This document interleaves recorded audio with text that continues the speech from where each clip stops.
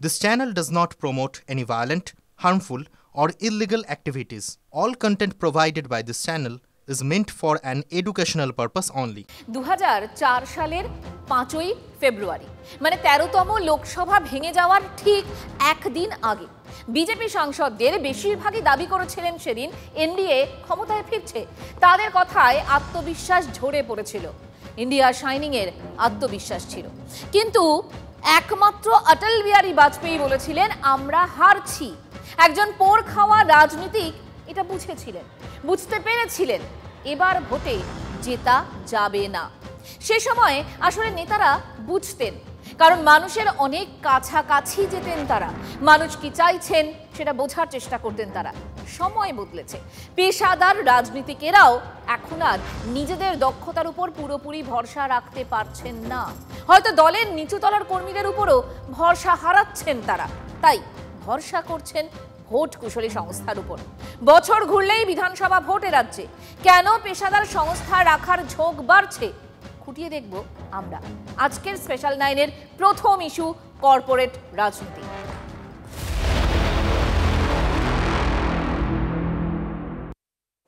রাজনৈতিক বিশ্লেষকদের একাংশ বলছেন যে দলের কর্মীদের অক্ষমতা ঢাকতে ভোট কুশলী সংস্থার দিকে ঝুঁকছে এই রাজনৈতিক দলগুলো। আর কি কারণ উঠে আসছে পেশাদার সংস্থাকে সামনে রাখার? সে একটা সময় ছিল যখন জনসভায় দাঁড়িয়ে জনতার নারীর গতি বুঝে নিতে পারতেন পোর খাওয়া নেতারা। জনসংযোগে বেরিয়ে রাস্তায় হাঁটতে হাঁটতেই বলে দিতে পারতেন কি মর্জি জনতা জনার্দনের। দিন বদলেছে, পেশাদার রাজনীতিকেরাও এখন আর নিজেদের দক্ষতার উপরে পুরোপুরি ভরসা রাখছেন না। ভোটারদের ভাবগতিক বুঝতে তারা দ্বারস্থ হচ্ছেন পেশাদার সংস্থার। যত দিন যাচ্ছে ততই কদর বাড়ছে পেশাদার ভোট কুশলী সংস্থার।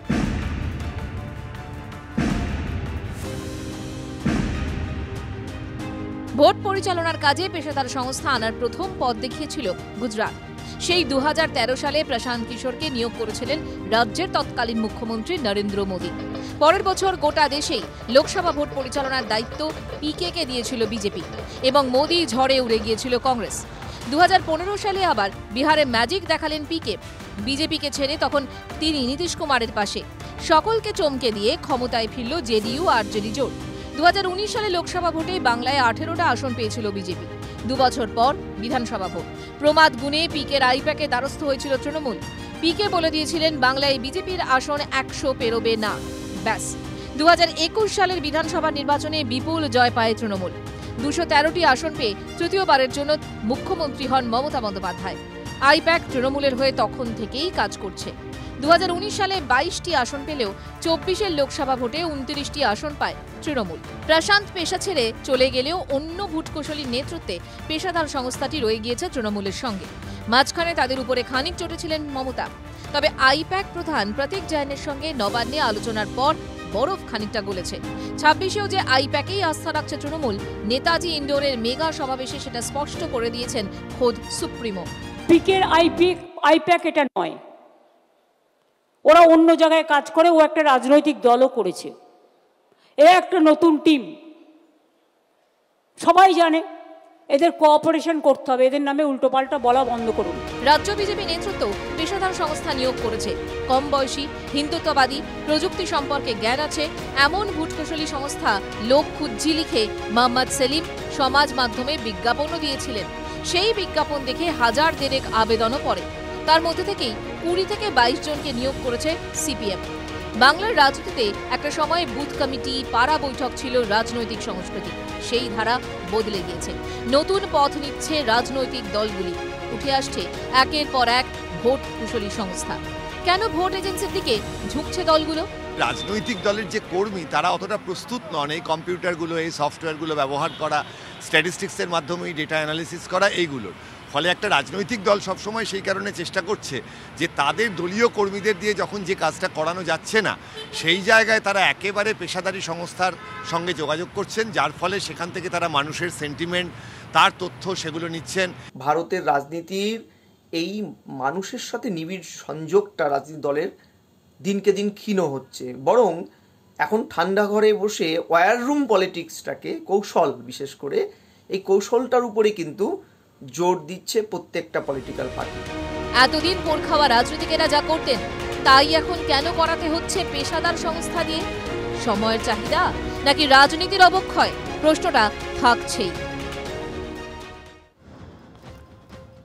আচ্ছা, একটা ভোট কুশলী সংস্থা, তারা কাজটা কি করে বলুন তো? রাজনৈতিক দলগুলোর জন্য নির্বাচনী কৌশল তৈরিতে সাহায্য করে তারা। ব্লক থেকে ওয়ার্ড স্তরে মানুষের মধ্যে সমীক্ষা করে, ভোটারদের মনোভাব আগ্রহের উপর ভিত্তি করে নির্বাচনী প্রচারের স্ট্র্যাটেজি ঠিক করে দেয়। কোন নেতা জেতার সম্ভাবনা বেশি সেটাও সমীক্ষা করে এই ভোট এজেন্সি। কোন জায়গায় কিভাবে প্রচার করতে হবে ঠিক করে দেয় এই ভোট কুশলী সংস্থা।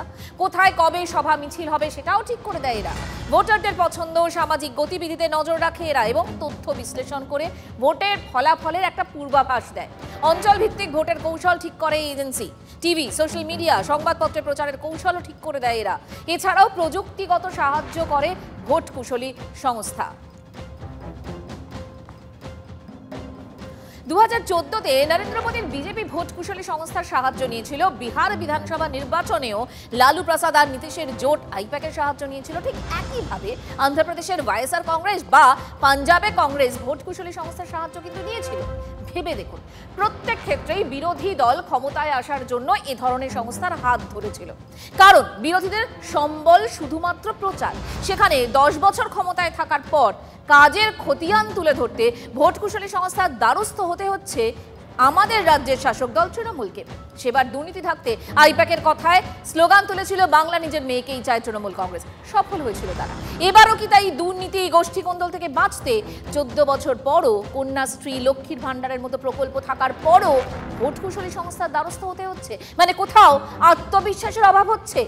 একবার ছবি দেখুন একটা। এটা দক্ষিণ কলকাতার রাস্তা। অধিনায়ক অভিষেক লেখা সারি সারি পোস্টার আর পতাকায় 6 লাভ। 26-এর রণকৌশল ঠিক করতে আগামী 23শে মার্চ বৈঠকে বসতে তৃণমূলের সোশ্যাল মিডিয়া সৈনিকরা। সেখানেই রাস্তা জুড়ে লাগানো হয়েছে অধিনায়ক অভিষেক লেখা পতাকা। তবে কি এটাই এবার তৃণমূলের স্ট্র্যাটেজি? 26-এর ভোটের মুখ কি তাহলে অভিষেক? সবটাই কি ওই ভোট কুশলী সংস্থার পরামর্শে? এই ছবি এমন অনেক প্রশ্নই উস্কে দিচ্ছে। তৃণমূল কংগ্রেসের সমর্থকদের সোশ্যাল মিডিয়া যতগুলি গ্রুপ আছে তার মধ্যে অন্যতম সক্রিয় গ্রুপ হচ্ছে ফ্যাম। অধিনায়ক অভিষেক তাদেরই সংগঠনের একটি শাখা এবং সেটাকে কেন্দ্র করে তারা কাজ করে থাকেন। তো সেই জন্যই আপনারা পতাকাতেও দেখতে পাচ্ছেন অধিনায়ক অভিষেক। এবং স্বাভাবিকভাবে বাংলার মাটিতে ছাত্র যুবদের সঙ্গে অভিষেক বন্দ্যোপাধ্যায় একটা অন্যরকম ইমোশনাল কানেকশান রয়েছে।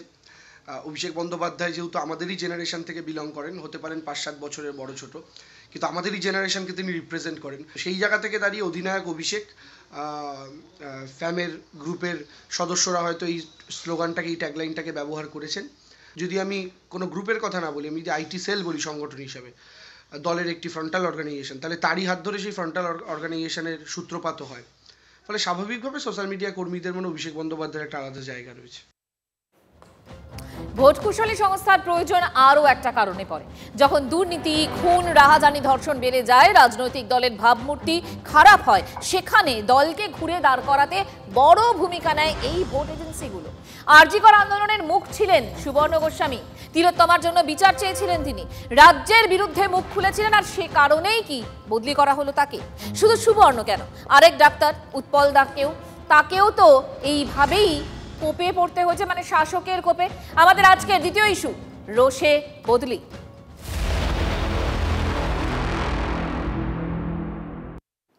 একবার শুনুন এর আগে রাজ্যের বিরুদ্ধে কি বলেছিলেন সুবর্ণ গোস্বামী। পুলিশ রাষ্ট্র, তালিবানি শাসন ব্যবস্থা এই রাজ্যে, যেখানে বন্যা হয় ম্যানমেড, বাকি ধর্ষণ, দুর্নীতি এগুলো প্রাকৃতিক। এই শান্তনুতে, এই দেবাশিস সোম, এদেরকে এতদিন কেন কলকাতা পুলিশ গ্রেপ্তার করেনি? সিন্ডিকেট রাজ যারা গত কয়েক বছর ধরে চালিয়ে আসছে রাজ্যের স্বাস্থ্য ব্যবস্থায়, যারা স্বাস্থ্য ভবন, বিভিন্ন medical college, West Bengal medical council, স্বাস্থ্য বিশ্ববিদ্যালয়, হেলথ রিক্রুটমেন্ট সমস্ত কিছু দখল করে আছে। শুনলেন তো, তিনি মুখ খুলেছিলেন, রাজ্যের বিরুদ্ধে মুখ খুলেছিলেন। তার কিছু মাসের মধ্যেই সুবর্ণকে সরিয়ে দেওয়া হলো দার্জিলিং এর টিবি হাসপাতালে। এই বদলি কি নেহাতি রুটিন? সুবর্ণ গোস্বামী নিজে কিন্তু বলছেন যে তিনি প্রতিহিংসার শিকার হয়েছেন। আমি অমৃত, তুমিও তাই, তিলোত্তমার বিচার চাই, বিচার চাই, বিচার চাই, ধর্ষকদের শাস্তি চাই, শাস্তি চাই, শাস্তি চাই। তিলোত্তমার জন্য বিচার চেয়ে অন্য চিকিৎসকদের সঙ্গে পথে নেমেছিলেন সুবর্ণ গোস্বামী। মুখ খুলেছিলেন সরকারের বিরুদ্ধে। তারই কি খেসারত দিতে হলো তাঁকে? বদলি করা হলো সুবর্ণকে। একটা অন ডিউটি ডক্টর এভাবে নৃশংসভাবে চরম অত্যাচারিত হয়েছে যখন মা করে কাঁদছিল, সেই কান্নাটা আমার প্রাণ রোজ ধ্বনিত হয়। রোজ এখন আমি ভাবি কত কষ্টে আমার মেয়ের প্রাণটা চলে গেছে। 9 আগস্ট মধ্যরাত আর.জি.কর হাসপাতালে সেমিনার রুমে ঘটে গিয়েছিল ভয়াবহ কাণ্ড। টানা ডিউটি করে বিশ্রাম নিচ্ছিলেন পিজিটি তিলোত্তমা। সেখানেই তাকে ধর্ষণ করে খুন করা হয়। রাজ্যের অন্যতম সরকারি হাসপাতালে নক্কারজনক ঘটনায় তোলপাড় হয় গোটা বাংলা।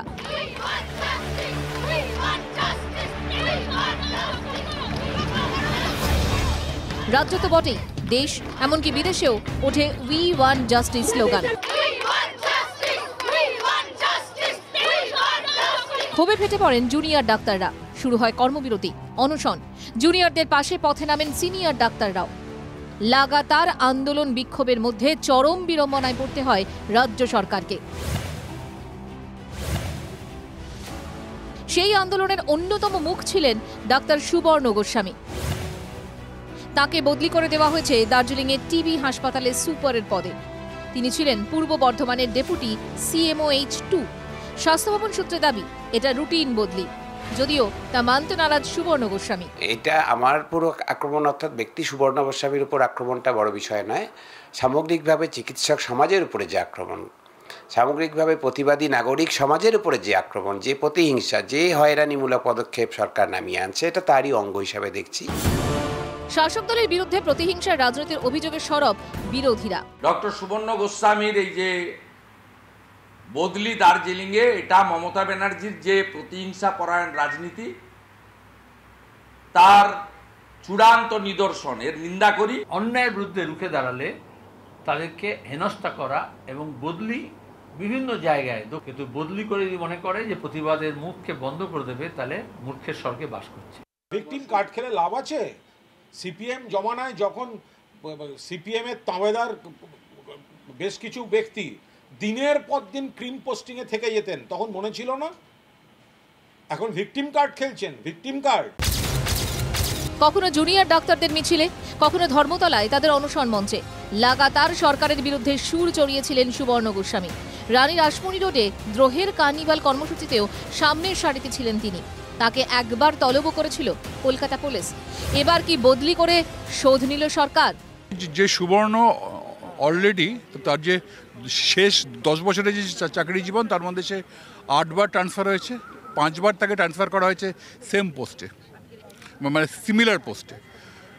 এবং প্রত্যেকবারেরই যে বদলির ইতিহাস, সেখানে দেখা যাবে যে সেখানে সে কোনো না কোনো দুর্নীতির প্রতিবাদ করেছিল। প্রতিবাদ করলে প্রতিহিংসা হবে, ভয় দেখানোর চেষ্টা হবে, কিন্তু ভয় দেখানো যায়নি। প্রতিবাদ প্রতিদিন বাড়ছে এবং এই প্রতিবাদের স্বর আরও উঁচু অবধি পৌঁছাবে। কত তলা অবধি পৌঁছবে সেটা আপনারা দেখতে পাবেন। সুবর্ণ গোস্বামীর বদলি নিয়ে বিতর্ক সবে শুরু হয়েছিল। এরই মধ্যে আরও এক ডাক্তারের বদলি। চিকিৎসক সংগঠন এবং স্বাস্থ্য ভবন সূত্রে খবর যে অধ্যক্ষের বদলির সঙ্গে যোগসূত্র রয়েছে সেবাশ্রয় প্রকল্পে। তার বিরুদ্ধে রয়েছে অসহযোগিতার অভিযোগ। সেবাশ্রয় প্রকল্পে চিকিৎসকদের না পাঠানো, শিবির থেকে রেফার হওয়া রোগীদের চিকিৎসায় গাফিলতি সংক্রান্ত অভিযোগ এবং ছিল এই চিকিৎসকের বিরুদ্ধে। খবর প্রকাশ্যে আসতে এই জল্পনা রীতিমতো তীব্র হয়। ডায়মন্ড হারবার মেডিকেল কলেজের অধ্যক্ষ ছিলেন উৎপল দা, ডিএমই পদপ্রার্থী ছিলেন। তাকে বর্ধমান মেডিকেল কলেজের অ্যানাটমি বিভাগের প্রফেসর পদে পাঠানো হলো। জুনিয়র চিকিৎসকদের আন্দোলনে টোকাটুকুর বিরুদ্ধে সরব ছিলেন তো এই উৎপল দাই। থ্রেট কালচারের বিরুদ্ধে সরব ছিলেন তিনি। সেজন্যই কি বদলি অধ্যক্ষের? প্রশ্ন তুলে স্বাস্থ্য ভবনের সমালোচনায় মুখর জেপিডি। অধ্যক্ষের ঘনিষ্ঠ শিবিরের বক্তব্য যে থ্রেট কালচারের বিরুদ্ধে ব্যবস্থা নেওয়ায় অসহযোগিতার মিথ্যা অভিযোগকে সামনে রেখে ষড়যন্ত্র করা হচ্ছে। একজন সুপারকে তার থেকে অনেক ডিমোশনের একটা পোস্টে পাঠানো হবে। যেহেতু সেবাশ্রয়ে সাহায্য করেন তাই না, অভিষেক ব্যানার্জি ঢুকেছিলেন তার চেম্বারে, তিনি চেয়ার ছেড়ে উঠে দাঁড়ান, এই ছিল তার অপরাধ। ভাবুন যে কোন নোবেল লরিয়েট এসছে, যার জন্য একজন সুপার যদি চেয়ার ছেড়ে উঠতে দেরি করে বা ভুলে যায়, তার জন্য তাকে এই ধরনের শাস্তি দেওয়া হচ্ছে। বাংলাটাকে এরা কোন জায়গায় নিয়ে যাচ্ছে? এরা একদম রাজতন্ত্র প্রতিষ্ঠা করছে, যে ব্যানার্জি পরিবারের রাজতন্ত্র, যে রাজতন্ত্র বংশ পরম্পরায় অভিষেক ব্যানার্জি এবং তারপরে তার সন্তানরা এইভাবে রাজা থাকবে, এই ব্যবস্থা করার চেষ্টা করছে। বাংলার চিকিৎসক সমাজকে আপনারা গিনিপিগ বানাবেন না। চিকিৎসক সমাজ হয়তো সম্পূর্ণভাবে আপনাদের কাছে আত্মসমর্পণ করেনি, তাই আপনাদের রাগ প্রতিহিংসা নেবার ইচ্ছা থাকতে পারে, কিন্তু আপনাদের এই প্রতিহিংসার রাজনীতিকে বাস্তবায়িত করতে গিয়ে বাংলার অগণিত গরিব দুস্থ মানুষ তারা চিকিৎসা থেকে বঞ্চিত হবে, এটা কিন্তু স্পষ্ট। দেখুন, সুকান্ত মজুমদার, অধীর রঞ্জন চৌধুরীরা তো বলবেন বিরোধীরা সরব, কিন্তু সত্যিই তো শাসকের বিরুদ্ধে কথা বললেই, প্রশ্ন তুললেই কি এইভাবে কোপে পড়তে হবে? মানে এ রাজ্যটাও কি হীরক রাজার দেশে হয়ে গেল? প্রশ্ন তুলে দিলাম আমরা। দেখা হবে আগামীকাল, সঙ্গে থাকবেন।